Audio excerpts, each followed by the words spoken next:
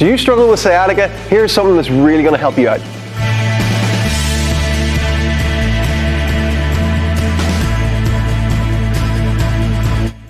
Hi guys, Tom Morrison here, and today I'm going to help you to deal with your sciatica symptoms. Any of the information that I used to read always used to lead me to just rest, take painkillers, and it never helped me whatsoever. I'm a very proactive person and I like to be able to do anything I can to get rid of anything that's annoying me.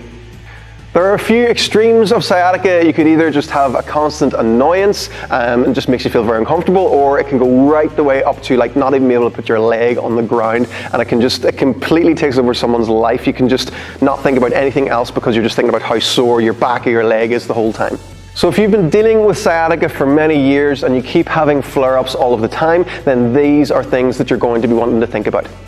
A lot of phrases can be thrown around like degenerative disc disease and slipped discs or nerves being impinged and all things like that. And where yes, that may be the case, it could actually be down to two very subtle things. Your hips could be sitting slightly funky to one way, either laterally or from an extension point of view, or you could be overly dominant to one side. Your muscles could be really, really strong on one side of your body and the other side not so much. And that's why in a lot of cases sciatica is actually just on the one side for a lot of people.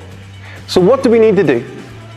The position that we're going to try and sit you into is called the 90-90, okay? So if you're in a lot of pain at the moment and you're maybe struggling to get down to the floor, just take your time, slowly lower yourself down. Even if you need to use a sofa to help you to get to the floor, you're going to try and sit like this. So your front hip is going to be externally rotated like this, and your back hip is going to be internally rotated like this. If we close it in a little bit more, so if Jenny brings her feet in a little bit more like that, you'll probably find this feels a little bit easier. So see if you can sit like this first of all.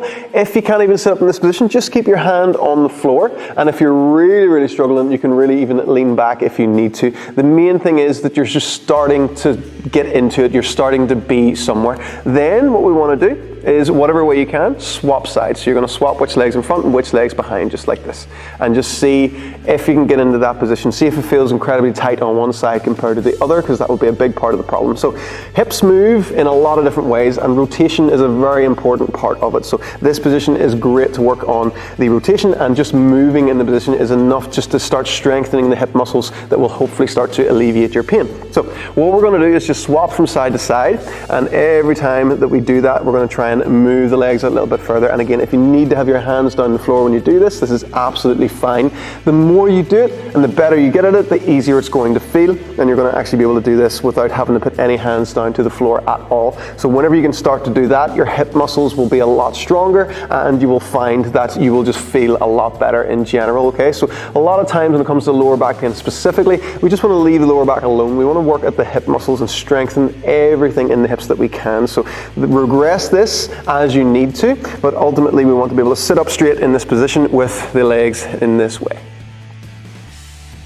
Never let yourself become scared of moving. So do this drill every day to the level that suits you best, and you will notice over time it just improves and your symptoms will start to decrease gradually until they leave you completely. So never be afraid to move, and if you want to pick up a full body mobility program with very, very simple movements like this, then head over to tommorrison.uk to pick up the simplistic mobility method.